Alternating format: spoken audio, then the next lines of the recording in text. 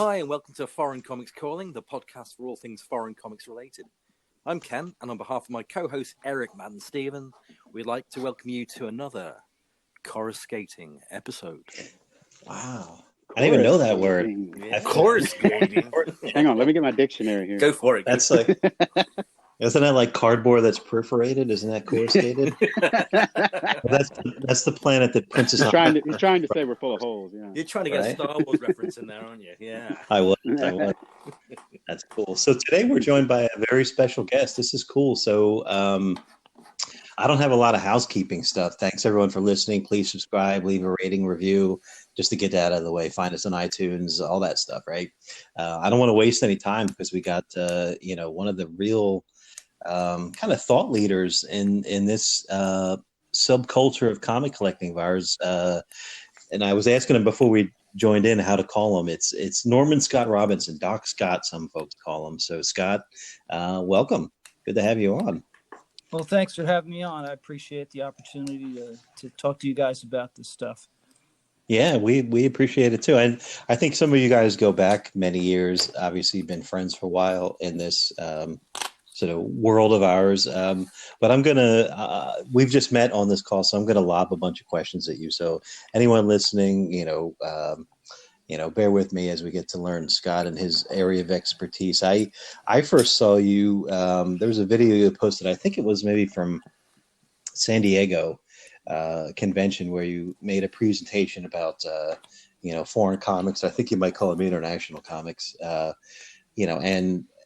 And I really, really loved it because I've been focusing a lot on, I'm a collector, right? But there's this, in this world of foreign comic collecting, there's the element of the cultural aspects of it. And I absolutely was riveted by your speech because you were talking about it from an anthropological perspective rather than, from a strictly collector perspective, right? And I thought that was absolutely amazing because it's a unique, new, burgeoning thing, right? I don't want to take anything out of your mojo or whatever, but am I right that that's your angle? You're looking at it more from a historian, anthropological perspective. Is that fair to say? Well, I'm trying to. I mean, I think the conference you saw was the Comics Arts Conference at San Diego Comic-Con about 2 years ago, and that's a particular academic conference that happens within Comic-Con International. So those are typically presentations done by professors and academics and historians. So you have to kind of frame, your topic in some kind of theoretical academic, framework. So I thought looking at identity and transnationalism, those are kind of two areas in academic study that you can apply to many areas of popular culture. So that's once I started to do that at cons, then I started to get involved regularly because if you have some kind of topic that you can frame it in, then I can present lots of material. And what I found is most of the other people, doing comics academically aren't really aware of a lot of this material, and they readily respond. They see, oh yeah, this is transnational, but they're fascinated by the material. Right. Yeah, that's amazing. Let me, I do want to jump into all that, and by all means, let's make this conversation. I'm not trying to dominate here. So if anyone else has a question, I know you guys have known each other for years, but let me ask the kind of introductory question. How'd you get started in this? When did you first, get bit by this bug, if you will? Well, it was about 7 years ago. I had just come to San Diego for a new job. I'm a musician and a professor at San Diego Mesa College, and that's what I do. My field is in music. I've done a PhD in anthropology and music, so I kind of play music and I teach it from an academic point of view. And the first summer out here, I didn't know too many people.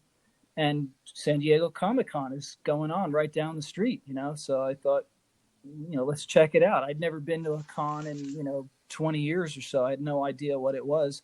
And, of course I couldn't get in because it was like, last minute. I had no idea that they were giant things that you have to plan, 6 months in advance for. Right. So, but Yeah. there's tons of comic shops. Comics are really big in the San Diego area. So just one day, hanging out, I was on eBay and I saw a comic from England of Conan the Barbarian. And it struck me that, wow, this looks just like the #1 from America, but it's different, and it kind of just drew me in, and it was cheap. So I just to sort of reminisce, I bought it. And I had an older brother who introduced me to comics, and he had died around 1998. And one of the things that he liked a lot was Conan. So it just kind of like struck a chord with me. Right. And not too long after that, I found another one from Turkey. And at that same time, I was reading the history of Marvel Comics, the Blue Book that came out, 6 or 7 years ago. And in that book, there was all these references to, the foreign licensing is really taking off, or so-and-so. There was these little footnotes. So I kind of, noticed some of these international editions, and I was reading that book, and I thought, wow, it's really fascinating. I wonder, how far does this go? And there's no, I found there was no book about it. I thought, why is nobody ever written about the history of Marvel Comics, like, published abroad? I mean, what a great, topic for a book. So I started to collect, look for, just as a challenge, like how many places have this. And, after about a year or so, I had amassed, editions from 42 countries. And then I kind of felt, and largely it's like stumbling around in the attic in the dark with your eyes closed. You just kind of trip over. Pretty much. Yeah. In the early days. Then I found Matt, on the CGC boards, who are not really friendly. And Matt was like, "You got to join us." And I'm like, there's an us, And then I met Ken and Jim, and, there is now. Like a lot of people. And then it was, I'm sorry, it was Ken. I have to credit Ken for really contaminating me, because in the early days, I was doing Conan. That was it. I was ignoring everything else. And Ken was doing Captain America. And I kept running across really interesting things. So like, wow, and I got this Danish Captain America with Steranko cover. Right. And and I said, well, this guy in England, I'll just give it to him, And but when I had it for like a week or two, and I gave it to him, I was like, oh my God, I can't. I got. And then it was just like I just went in every direction I could to try to understand these things. So yeah. It's Ken's fault, and Matt. Blame Matt. Ken spreading Scott, the virus. don't forget too. I remember for a while there, you were working on that. Those guys that were doing the Conan documentary found you too, and that was really interesting. Do speak a little bit about that. Yeah, that was. I mean, I've been doing music for like 35 years, right? And I feel like I can't get arrested in San Diego. I'm doing comics for like a year or two, and then all of a sudden I'm talking to Roy Thomas about these Conan editions, and he wrote me. And he sent me this email of a filmmaker in Canada. He said, hey, contact this guy. They're making a documentary on Conan, And I thought, they're not going to be interested in me. I'm a nobody. And so I wrote to the guy, and I sent him a bunch of covers, and he wrote me back and said, we're coming to San Diego, and we want to interview you. And I couldn't. And then a film crew showed up at my apartment, and they just set up lights and cameras. And that's awesome. Yeah, it was really unusual that, but, again, it was like perfect for their documentary, and no one else kind of really was looking at this stuff other than there was the archaeologist in Florida who did the Mexican Conans. His name escapes me. Matt, help me out. Jeffrey Shanks. Dr. Jeffrey Shanks. So, when I read his article in the FCC thing, I thought, wow, he did Mexico. I'll just do all the other areas. And so I got in that documentary on, I think it's called The Riddle of Steel, the definitive history of Conan the Barbarian that these guys are putting out in Canada. Fascinating. That's great. Yeah, that's awesome. Yeah, that's an awesome story. So you said you connected with Matt. Is there a point in time? One of the things that we've been talking about. You talked about discovering Conan and so your familiar connection to that. But familial connection to that. Was there a point in time like that? I guess for us, one of the things for me that inspires me to buy these books is the discovery of them, right? We've said it on previous episodes. If you have the money, you can essentially buy anything in the US, right? Because they're out there, right? But collecting this kind of thing is about the hunt. It's about the discovery, right? And especially in these earlier days, like how did you go from one UK edition of Conan to whatever you had? Like, how did you start to find them in, remote areas?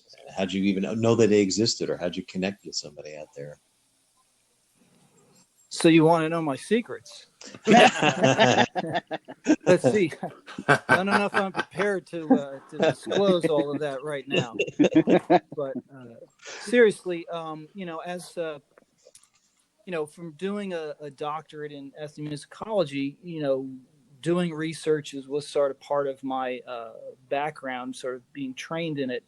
So, in the first few years of interacting with the community, most of the people I was interacting with were comic collectors and fans and dealers, and the kinds of things that they sort of obsess with are, the types of covers, and if it's a key issue, and if it's the same cover in different editions.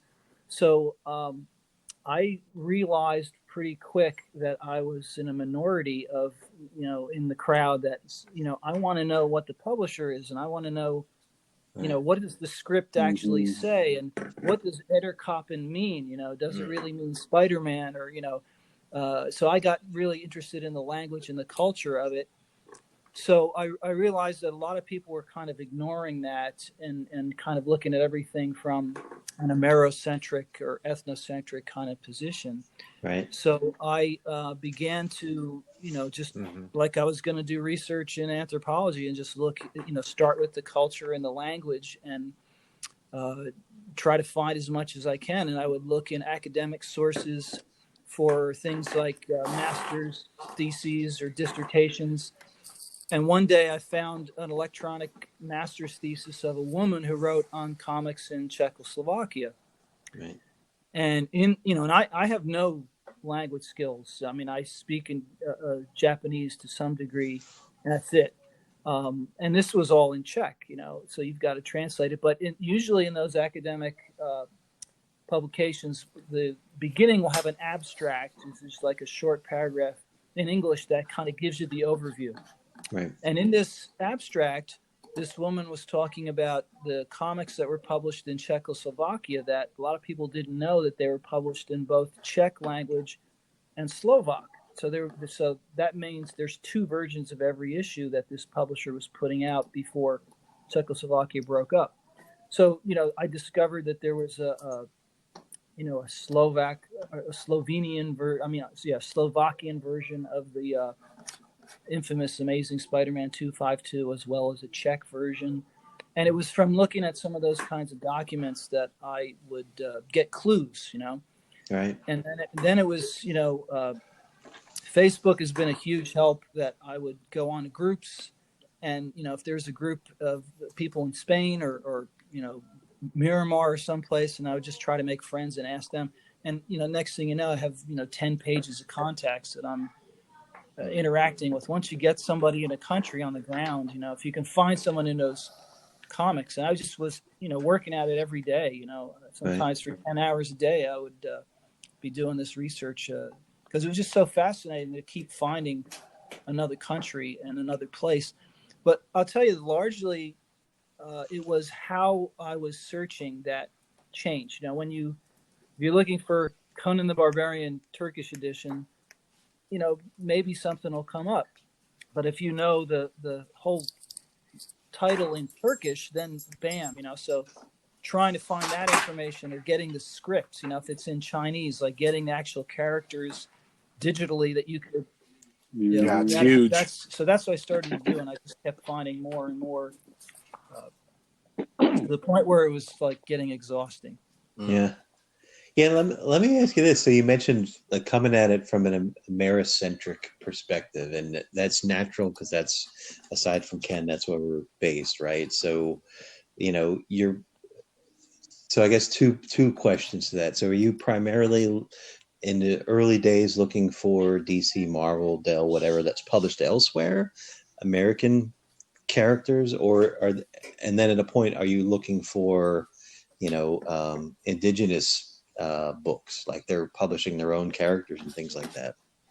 Do you have yeah, that's a good question. I mean, I started, just looking at for American comics that were published and translated in other places, and then Right. I, would run into indigenous material, and just like when you see a great cover, and you recognize it, it inspires you. There's lots of amazing material out there by indigenous artists, like the Hergé stuff and Tintin. I never looked at that before, knew anything about it, but I started to notice this material. There's amazing artists in Spain and Italy for comics, and the Philippines. Yes, there are. Oh, yeah. As well. So I started to look for really what I'm looking for is publishers. I'm looking Right. for as many publishers as I can in any country that's published comics, and then from there I try to get as many examples of series from a publisher in a country, and then that's how I amass a lot of indigenous material along with the American versions that were published internationally. Right. Yeah, I think it was maybe on that video that I watched. You were talking about like Batman, for instance, right? Like we grew up in the U.S. knowing Batman as Bruce Wayne, but I forget which country he referenced, but he's Ladder Loppin or something like this, right? Like it's like leather. I forget what you said the translation was, and it's not Bruce Wayne. It's a completely different, alter ego or whatever. So, how do you even begin to, make that, like they didn't grow up with Batman, they grew up with Ladder Loppin or whatever. I'm not sure. Right? But, and it's not a direct translation. So at some point you have to find like this Rosetta Stone of, Batman means Ladder Loppin, right? And it's not always a direct translation. That's got to be a huge part of the fun of it as well, right? Yeah, I mean, I just assumed that's what Ladder Loppin was, or Lin Vingin, where these are just Batman. But Right. in some cases, it's some of the languages are phonetic, like Superman in Arabic comics in Lebanon is, it's still Superman, but it's like Sibrman. It's sort of spelled phonetically. In some cases, they have terminology, local terms like Batman in Lebanon, al-Wat-Wat, but in other cases that, it doesn't translate. So they have, they do the best they can, and they have these other terms, and discovering that, it just opens another page of the way I can analyze this, that these characters are kind of malleable. And in a lot of cultures, they're adapted to fit the local culture by, often by just changing the name. Right. And it happens in a lot of places. I mean, Brazil and Lebanon and Scandinavia, all over, they do this. Yeah, can you talk a little bit more about that? That like Superman has a mustache in the Middle East because it's a sign of virility or whatever, right? Yeah, I mean, when I saw that, I mean, it was just fascinating to me. And then when I show it to people, I get a range of responses, and some people laugh and think they're trying to make them look like Ron Jeremy's, or but it's really just an example of adapting the character to the local culture. So in parts of the Middle East, like Iraq, having a mustache is a very manly, fashionable expression. Yeah. And Superman being, big, strong, strapping guy, right? Putting the mustache is just makes it seem more Iraqi. In some of those issues, there are scenes where Clark Kent is just Clark Kent, but they call him Nabil Fauzi over there, just like they do in Lebanon. And then he changed it to Superman in the next panel, and he's got a mustache. So yeah, so he does not have a mustache, but Superman does. That's interesting. So it's not just the glasses that. Right, he's got a right. Yeah, I didn't know Superman was a mutant, could just grow a mustache just like that. Well, and there's lots of examples, like Lois Lane in Brazilian comics is Miriam Lane. They changed her name to Miriam, and they changed their name in Lebanon, and this happens all over the place. These sort of name adaptations, and it's basically adapting the characters and the material to the local culture. Right. Yeah, that's one of the things that is just fascinating to me, is because, you know, there are some things that, regardless of culture, you know, we all have different languages, we all have different cultures and ways that we say or do things. But some things, especially in media, in some way, shape, or form, can be cross-cultural. You know, when it comes to things like music, when it comes to things like comics, like in this case, because you know, you can show Spider-Man in all kinds of different countries, and they know who you're talking about.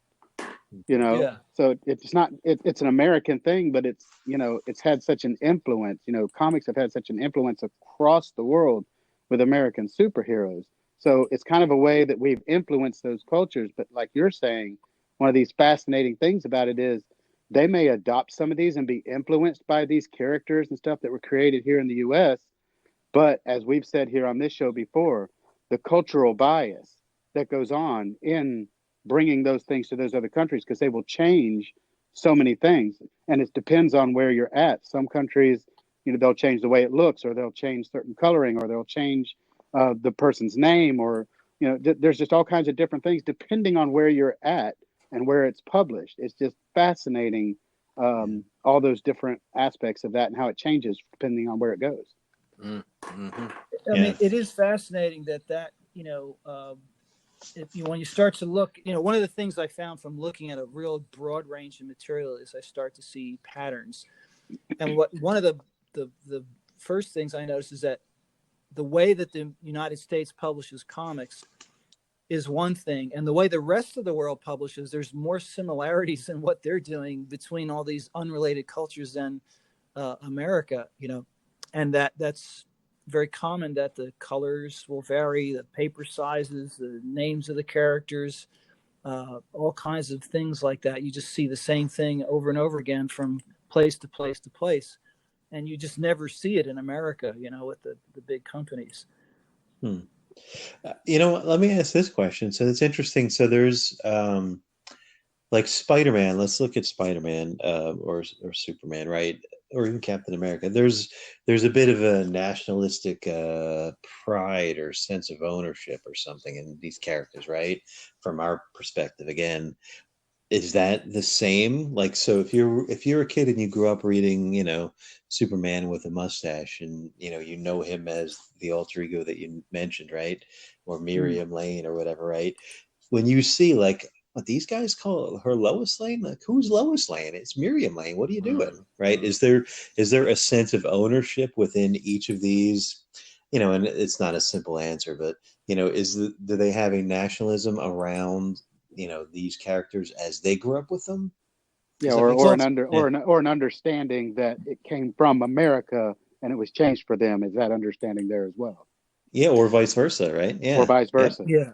Well, I think on to answer the second question first, I think more often than not, no. I don't think that there is that immediate, oh, this is American, and they changed the name. Right.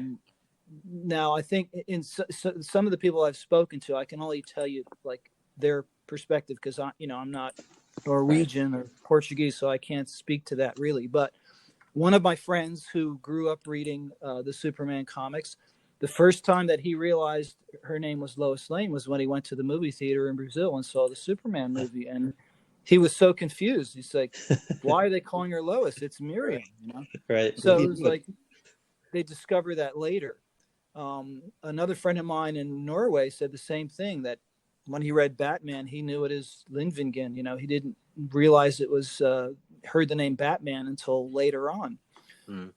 So I think that today, of course, with movies and social media, it's almost a period thing that we're talking about. That this was typical up and through the 1980s, maybe early 90s, and once the movies and social media came, I think this is largely a thing of the past. But don't forget that superheroes, when their first incarnation of them, when they first manifested, not only did they go all around the world, you have Superman here in 1939 and also published in China in 1939, and the Phantom in Yugoslavia. They spread very rapidly. But in that period, you have World War II, and a lot of the superheroes were used in for nationalistic purposes, that they were distinctly American, and they were used for the war effort and propaganda for a long time until the 1950s, kind of, that the war period passed. So it's complex what you're asking. Do people see them as American? I mean, it's almost unavoidable. Right. But if you grow up reading these characters as a kid, and you're not on the internet or looking at the news, I mean, it's possible that you can know Batman or Spider-Man by a localized name and never really experience it until later. Right. As the American property. Yeah. Interesting. Yeah, on a previous episode, we were getting into Ken's Captain America collection. We were talking about Brazil a little bit, and we were speculating if there were any propagandistic uses of Captain America in Brazil, because I think it was published, like they entered the war in like 42 or something. I forget off the top of my head, but the books were published right around that time. So I was curious if that played a role in, same as it did in the US, right? In getting the troops fired up, if you will. Well, I have a Captain America. No, I don't have a Captain America. I have Human Torch and Submariner stories that are published in Brazil in Portuguese in the 40s that are, war propaganda. Right. But some of the Captain America at that time are original stories in art, where Captain America fights a monster or something totally unrelated to the war. So, of course, I don't have a whole lot of those issues, so I can't say whether or not there were translations of, the story where he's punching Hitler in the jaw on the front cover. I mean, Ken would know better than I would about that, but there is that other material, this sort of non-nationalistic use of Captain America in Brazil. Right. Indeed. I mean, I've not seen like the Captain America #1 cover in Brazil at all. I haven't seen it at all. Yes. Yeah. How about you think about a character like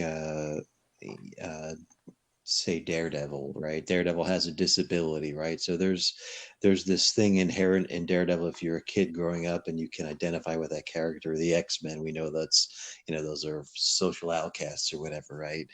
There were characters used similarly across cultures to, was the thought put into it in that level? I mean, maybe there's a bit of rewriting history in terms of Stan Lee and Kirby and what those characters really meant. But I wonder, like, if you're in a communist country and it's Cold War era, and you're having something that goes against sort of the state media, creeping in. Can you talk about that a little bit? Any examples of that, if you follow me? Yeah, well, I think there are some examples of, I suppose, comics that would be in conflict with the local politics, Right. In 2015, there was the famous Captain America story. I think it's called The New Deal, where he's standing on a pedestal and says, "Truth, justice for all." And he's got the shield, this very iconic, American Captain America pose. And there was a Russian edition of that published. I mean, think about the uniqueness of such a cultural artifact is Captain America, the New Deal. And on the cover, the pedestal text was left in English, "Truth, justice for all," or something like that. Right. Wow. So when I saw that, it's not a terribly important comic, in terms of value, but I saw that as culturally rich. I said, boy, this is really unique. I mean, when has a symbol like this ever been published in Russia? Now 2015 is not that long ago, where things are a little different. But in the mid 1980s, there was a comic expo in mainland China, which is, remains communist, and it was international. And just after that expo, all of a sudden there are Spider-Man comics and Superman that are published, and also Star Wars, which to my understanding was never shown there as a film, but these comics were published there. And the Spider-Man comics are just a few of them, but they were Chinese translations of the American newspaper strips that were published in China. Right. So, how did that happen? I mean, that struck me as, it's a communist country that's typically closed, and at that period in the 80s, there was a little bit of opening up with things like Glasnost and other kinds of social movements, and those comics got in there. But on some of the Superman issues, they have Spanish text on the cover. So I think what happened was at the expo, somebody must have brought, international editions, and then they translated them and published them from those. Right. But there are things like in the Middle East when you see Ms. Marvel, that stop and make me wonder where, the woman or Supergirl, in Lebanon, they've got the short skirt, their head is not covered. They right. are a female character who is very, empowered. And that's sort of, not typical for women in some places where Islam is more fundamental. So there are examples of things like that stand out, to me. Whether or not they stand out to the people reading them in the culture or not, I can't say. Yeah. Yeah, that's fascinating. Like and you, again, so you said you come at it largely from the publisher perspective, at least like as a gateway to figure out what they printed and stuff like that. So it brings to mind like Freedom's Journal in the US, like when blacks started printing their own newspapers, right? So, I imagine they got they got a lot of heat, suffices to say, right? So I wonder, are there publishers within, more dictatorial type of countries that ran afoul? Do you know any stories like that? Let's see. I have to say no. I don't know of stories that were, banned or that were ran afoul of the places where they were published. That's interesting, because you would almost think it, of course, right? Like if you cite Captain Miss Marvel or whatever, right, or Wonder Woman, right? She's not covered traditionally in the way that fundamentalist countries might expect her to be, right? So if that showed up on a newsstand, I could see that drawing some attention, right? Yeah. I mean, certainly, but the places where that was published, I mean, the United Arab Emirates and Lebanon, these are not fundamental Islamist countries like Saudi Arabia or formerly Iraq was. They're more, Lebanon is the vacation place that people around the Middle East go to. It's as much Christian, they're pretty liberal, I think. Yeah, I mean, there's Christian there and Islam as well. So, think of Superman being published in Arabic context, and then the creators are Jewish. Right? Exactly. Nobody noticed that. Maybe it's not as big of a deal for us as we might think it would be. I run into that a lot, where you learn about the culture, and there's a certain media perspective of what Islam is and what a place like Iraq might be. And then you find, Ms. Marvel, Supergirl, and you find like, well, it's sort of in conflict with the way we understand the culture to be, which right. In some cases, I think, we may not be correct. We may be a little ethnocentric about that. Of course. Yeah. So how about translation wise? So, use an example like Superman, Truth, Justice, the American Way. That's got to be translated differently, right? Yeah, that's a good point. I'd always thought about that, but that actually came from the television show. I don't think that was from the comic. That's true. So the television show did go in a lot of places. So that's a TV question for a Superman specialist. I don't think right on. You find that in the comics. Yeah, that's true. Yeah. Or the radio show. It was the radio show thing. Right. Right. How about just in general? Like, do you, like the content, like, were there, like, just in your experience in translations and stuff, you get into the translations more than maybe, more casual collector who just likes the covers? That'd be me. I often look at these books and I wonder, like, is that word for word, especially if it's read, left to right or right to left, right? Like, what's the variations? Can you talk about the variations of translating, I suppose, across these countries?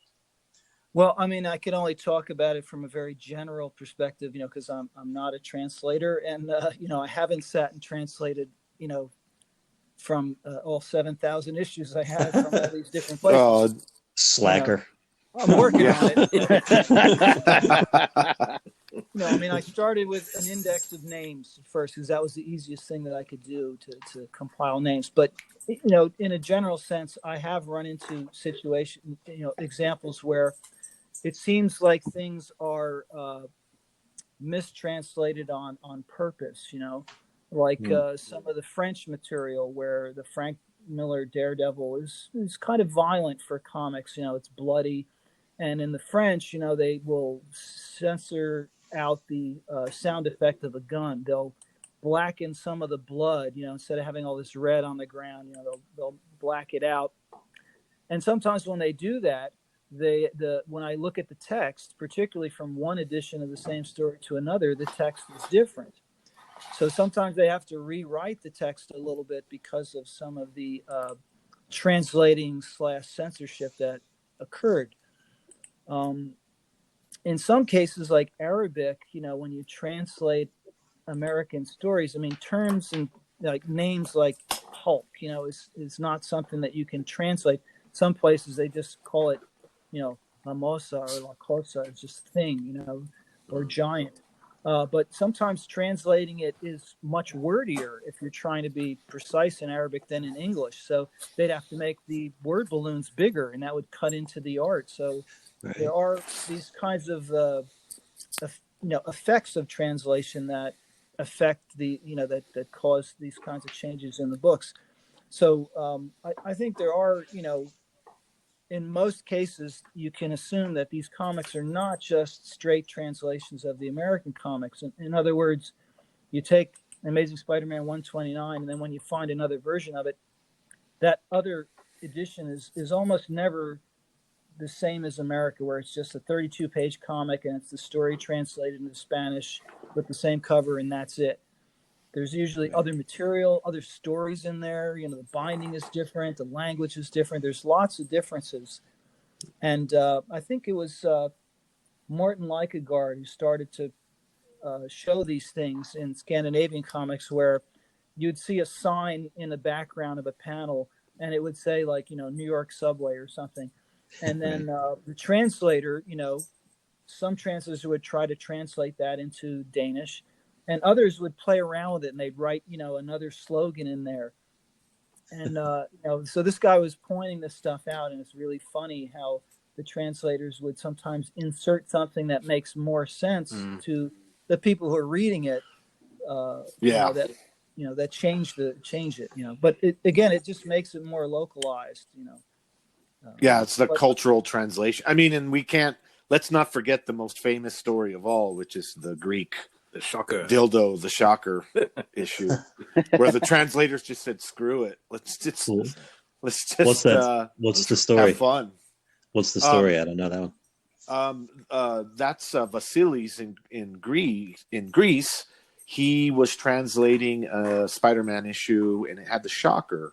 And in Greek, the direct translation for the shocker, basically, it's a dildo. It's a sex toy. And he kept it in there. He did not, and those are fascinating too. The difference between direct translation and cultural, like Scott's saying. It's just, I mean, and the editor called Vasilis into his office and said, "What are you doing?" And Vasily said, "I thought it was funny." And the editor said, "Okay, screw it, let's run with it." And so now that issue is a famous issue on the Greek back issue market as the Spider-Man dildo issue. So that's a fun one. Yes, I suppose another example of what we're talking about. Yeah, that one's fun. Another one, it's funny that we're talking about this because we just learned this recently. on the Iron Man 55 Greek, which actually has Iron Man 3 in it.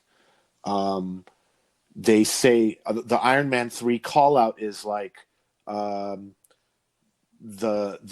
I don't have it right off the top of my head, but they basically turned freak into fastidious. So they translated freak as fastidious, and fastidious is someone that dots every I and crosses every T. Yeah. Why they chose to translate it that way is just weird.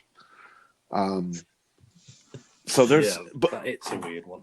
But it's you have to, as you dig deeper into this stuff, you start finding those little esoteric changes that are just fascinating and wonderful, and why we do this stuff. Yeah. How about globally speaking, something like not sure. I'm probably combining two questions here. Something like the Phantom is ubiquitous, right? It seems like every country has published that in some form or fashion forever, right? Yeah. So that's probably like the best baseline to see variations, I would think, right? Something like that. So like I said, I'm kind of combining two questions. One of the things that is also interesting is seeing cultural differences. Like I collect Luke Cage and Black Panther stuff, right? So I'm always amazed by just the variations in skin tones, for instance, on Luke Cage. Me too. Yeah. That's a good example. Yeah. So can you talk about that a little bit? Like why would that be? Or, how prevalent was that? Or, Well, it's difficult to say with any certainty. I mean, there's such a variety in paper types and inks and the publication processes that some of those variations may just be, due to the production process. It may not be intentional, to make the character look different or look more like, if it's a local practice. I mean, I think that some of that is variation due to production. Right. But that's I don't have any evidence of that. It's just what I feel from seeing the various ways the comics are published. And then what was the other one you mentioned? The Phantom. Yeah. Well, the Phantom is probably published in more places than any other American character. I mean, certainly Superman, Batman, Spider-Man, and the Phantom are like the most widely published. But I find Phantom comics in places like Fiji and Papua New Guinea, Iran, places where I don't find any of the others. And the Phantom enjoys probably more so than any other character in American comics history, original, non-canon stories in India, in Scandinavia. I mean, there are many parts of the world that do their own Phantom stories, and it's widely popular. As a character, the Phantom's popularity probably had to do with he was more adaptable. Like, he wasn't coming from New York like all the others. He could fit into India better than, say, Spider-Man, because you kind of have to always show him swinging around New York, but the Phantom's like in the jungle, or in the mountains, so yeah, there's the Phantom, and in Brazil, there's one where the Phantom's flying. He flies. Right. Yeah. So that character's been adapted to all kinds of non-canon stories in a variety of cultures. So how does that work, licensing and publishing wise, right? So yeah, they could overlay their own needs, traits, whatever, stories, non-canon stuff. Like, who owns that and who licenses that? Is that the biggest example of kind of like Wild West bootleggy publishing, or was that all controlled in any way? Well, I think at the time that this was occurring, I mean, you were talking like the 1940s to the 1980s as the sort of, boom in this American comics heroes being, published internationally. Right. I don't think that my gut tells me from what I see that the people doing the licensing, once they paid for a license to publish the character, I don't think there was any kind of editorial oversight. Right. You see, this is what's so fascinating. Yeah, it was a Wild West. Yeah, they were pretty much allowed to do whatever they wanted. I mean, comics in India, you'll look on the cover and there'll be Archie and Spider-Man, and Indian characters, which I would think Marvel would never, you don't go through a Spider-Man comic and see an ad for Batman, No. but in those countries you do. I mean, that there's a famous Brazilian. Well, it's sort of infamous there that Superman and the original Human Torch are holding hands on the cover of this Brazilian comic from the 40s. And, I don't think it has anything to do with Timely or National at that time. They licensed the characters, but the Brazilian publisher did what they want. There was no collaboration with the companies and say, hey, we want to cross these two characters over. And, Right. of course, it's only on the cover. So that is Right. such a common occurrence in many places where once they have a license to put Spider-Man, they can put Spider-Man next to Batman and Casper the Friendly Ghost. And, I don't think anybody really cared. Today, though, with the popularity of the movies are the big money makers and the licensing of the merchandise. So securing the property internationally to have a single identity probably yields the most result in, profitability. So I think, we don't see this as much anymore. You see Spider-Man emblazoned in English on everything, more often than seeing it, in all these different forms like Ader Koppen and Kungalur Madurian and things like that. Right. Well, the companies have an army of lawyers, I'm sure, handling all of that stuff.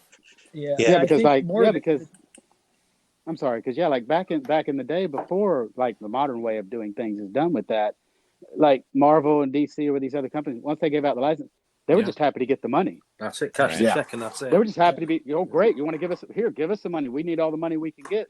Use whatever you like. Because they had no concept that whatever they did with those characters in those other countries, that you would ever see that over here in the States. Yeah, I don't think that material was ever meant to come back. Meant to be seen or utilized here in the States. Yeah, I love that. You always make that point, Matt, and I love that. I go back to that. Like they were never meant to meet each other. Like these versions of these books, they were just meant to go out. This is like one-dimensional, go out there to the world. It's disposable media, and pre-globalization, this stuff was never going to intertwine itself. With very rare exceptions. Yeah. I asked Marv Wolfman about this. When he was editor-in-chief of Marvel Comics, I said, "Look, you must have been aware that these international editions were being published." And he said, "Oh yeah, I was aware. I knew some of the translators." And I thought, what do you mean? He said, "Well, they were done in-house." So my understanding was that this was always done locally in the other countries, and that some of the translations are criticized, but I'm not so sure about that as being 100% anymore because of his comment that, he could see it right there in the offices that some of the translations were being done, and he knew some of the people doing it. So they're saying that some of the books were translated into various languages out of New York and then sent as complete pages with new translations. Well, we don't know all of that, how they were transmitted. I mean, there's lots of examples of the art and color being so different that they must never have been given the color specs to the book. And the lettering, being of course, a big one too. If you look at like Tom Orzechowski's hand-lettered X-Men issues, right? It's beautiful, and then you see in other countries where they're done with a typewriter. I don't think we know all the information, but he did say that some translating. So maybe it was like the scripts were translated and those were sent. Gotcha. And then, I don't think the pages were finished like that and then sent around. Yeah, maybe just like a rough script sort of thing. Yeah. A rough. Yeah, and then of course the other thing about that is the fascinating thing is once they got that, like even if they did do those translations in New York and then sent those out, how much of what they actually did and translated was actually used, or did they make editorial changes once they got there? Because like we say, there really was no oversight and they didn't really care as long as those, licensing fees or whatever were paid. So they'll send it out there, but then how accurate did they really use that information? Right. There's some guy going rogue writing his own story on the panels. Right. Marv Wolfman telling me that, so this is probably the 1980s, or the late 1970s. it it doesn't mean that the stuff in the '60s was done like that. I mean, we just don't know because Right. I mean, I've talked to a lot of creators and they'd never seen it. I sold Bill Sienkiewicz a Moon Knight from Norway, and he was beside himself. He just said, "Wow, this is beautiful." He didn't know that that existed. Yeah, It's Neil pretty. Adams says the same thing too. He's like, I never saw any royalties for anything foreign, and Right. and I was like, yeah. So he wasn't aware of it at all. Most of the creators were not. I don't think. Yeah, but the editor in chief say they should. But I mean, when I talked Yeah, to Roy Thomas, Yeah. he also said he never got royalties and never seen the stuff before. So it's yeah, the way the Marvel comics office today is run is obviously very different from how it was run back in the '60s or the '70s. Well, I have actually read. There was a blog. I wish I could find it. I tried looking for it the other day, but it was someone that worked within Marvel during the '70s, and basically what they were saying is that the licensing really took off in the I'd say maybe mid late '70s, to the point that they had to buy another camera just for reproducing art. So I'll have to find it. I need to find it. But it was someone that worked there. They did this blog and they talked a little bit about that. And they were just, I mean, they had turned it into a kind of licensing machine where they'd get the artwork and they would immediately start creating new separations and new film for all of these different foreign publishing houses that were really just throwing money at Marvel to print their stuff. And I think that's why also you will see changes. This is also another interesting factor to think about, is that sometimes with these foreign books, we will see the art as the creator had originally intended. Indeed. Before the editorial at Marvel got in and changed things. And so that makes me think that the licensing department got the art very relatively early in the process and then reproduced it, and then before Marvel's own editorial team was able to go in there and change things. One, I have a comic coming in the mail right now that is the the Hulk annual, where Steranko had drawn his head a certain way and they thought it was too mean or evil whatever. looking. Yeah, and so they altered it. But I have a Danish copy of that book coming with the way Steranko originally wanted Hulk's face, and yeah, I'm excited about that. That's at the post office right now. But that's exactly one of the instances I was going to mention as an example. Yeah, and we see it in Filipino books with National Bookstore books. Well, there's a Thor specifically that I'm thinking of that has where the villain on the cover is way different than what ended up being printed here in America. I think that's Mighty Thor 248, where the stone giant's got a beard and exactly. And so I mean, it's just that part on top of everything else we're talking about is also extremely fascinating and speaks to the process, I think, that the companies Marvel and DC were doing, where they were just cranking out shit for the foreign markets and probably making a ton. I bet you they're making a ton of money licensing these things. Well, with regards to the art, and seeing more of the art, I think that has to do with the paper sizes in Europe, in other parts of the world not being standard to what the U.S. publishes. In a lot of parts of Europe, the paper sizes are larger, so they can accommodate more of the original art. Yeah, that's awesome too. We see that with La Prensa. The La Prensas are so much wider than the American books, and they're beautiful to hold in hand. Yeah, and it's even amazing how some of the publishers within the same publisher, you'll see variations. Oh yeah, it's not just going from this publisher to that publisher changed it. Yeah. I mean, you'll see Navarros of a digest size, or Navarros of a golden age size, or Navarros of a regular, silver or current age size. You'll see changes within an actual publisher. Yeah. Yeah, like a digest sized or magazine sized or a regular, comic sized. Yeah. Or the hummingbird Navarros. Those are Yeah. freaking mind blowing. Yeah. It's very much like the Australian Yaffas, where you have like the digest Yaffas. size and whatnot. Right. And then bigger books. Yeah. Yeah.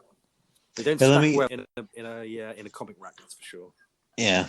Let me ask Matt and Steven and Ken. Like, I'm just kind of throwing out questions here for Doc Scott. What am I missing?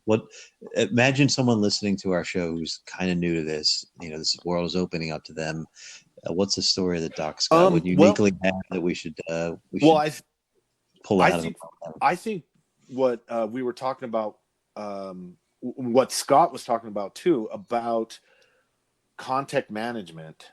That is what's so hugely important.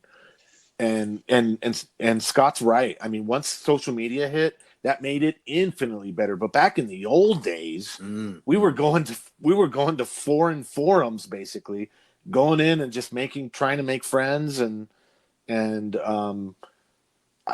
some of those books that you've pulled out, Scott, like the Iraqi books, just blow my mind. I mean, I'd love to hear stories of how you connected, or some of the Korean stuff. Yeah. The Iraq thing was, I just can't believe that's mind blowing. Yeah. But I'll tell you the story behind that. I discovered those books some time ago through some contacts. I got a Conan published in Iraq, and I thought, oh my God, like Iraq has their own comics, and like are these are they going to survive? And then there's a website where some guy is interviewed who came from Iraq to America, and he talks about the Harak issues in Iraq and how he used to go every week. And, so that brought it to my attention. And then last year at Comic-Con, when I was going to do this panel on Filipino and Spanish artists, I took an Uber from my place, and the driver was Iraqi. So I just asked him, like, hey, did you ever read any Harak? He's like, oh, yeah. And he's told me the same. I would go every week. He goes, oh, I love those comics, Wow. So I said, and then my hair cutter is the guy from Iraq, and he has a brother there. I says, look, tell him to go look for Harak, and nobody can find it. Nobody can get this stuff. So at some point, there's a guy on Facebook. He has a shop called Baghdad Comics and Figures, and he's incredible. I mean, it's it's in a mall. It's a totally professional shop, and just looks amazing. Like a great place. And this guy has great comics, and stuff that he's selling, but it's all in Arabic. And so I'm translating and going back and forth with him and telling him, and he says, oh, I've got 44 issues of Harak, and I have a complete set of the issues in modulots. And I was like, what? And the modulots are basically the equivalent of a trade paperback, but in Iraq is one of the places where Arabic comics were copied. So this guy found all the issues and copied them and bound them in soft covers so that you can have a full set of them as a kind of a bootleg, but professional copy. They weren't really published. So he had like a complete set of those in the issues, and I said, look, I'll take them all. And I said, okay, and I said, well, I call up FedEx because I have an account with them, and I said, well, it's 12 kilo package, it's this dimensions, and the FedEx is like $2,000 shipping. And I said, oh shit. This is impossible, and then like a war breaks out, about 2 months ago, right? There's like some activity going on, and the internet shut down, and so I tell this guy, I'm like, the shipping's impossible, like, and I don't know how he did it, but he wrote me back, and it was FedEx to me from some hotel in Baghdad for $200, and the whole thing cost me $600. So, and the guy has PayPal, so I'm PayPaling a guy in Iraq that I don't know, and who only speaks Arabic during a war where the internet gets shut down. Yeah, that's insane. Send him, and I'm like, okay, here it is, and it's, you just have to hope it comes. And 3 days later, it showed up. I just couldn't believe it, that I finally had the stuff to examine, and they're really interesting. Amazing. Wow. Yeah, and that just speaks to sometimes the difficulty in acquiring some of these things because This is it. You don't just press this a is button on it. eBay to get the things, Yeah. Right. It's just not that Yeah. easy. We're so used to in America having that instantaneous where you just click here, go there, there it is, you get it, and you Yeah. don't have Yeah. to worry about it. But this is a whole nother thing, where sometimes trying to get the thing you want it can be nearly impossible, and like even spoken before, we've mentioned on here, even people in these countries often sometimes will have trouble finding within their country what it is you're looking for. Yeah. Right. It Just like the happens. guy you mentioned, I forget what it was, who went to a show expecting to find all of these comics Oh, from that region or whatever, the and there was Filipinos. nothing. There was nothing. There was zero. Yeah. Yeah. You know? Good luck. Yeah. Yeah. So yes. So Scott, you have the.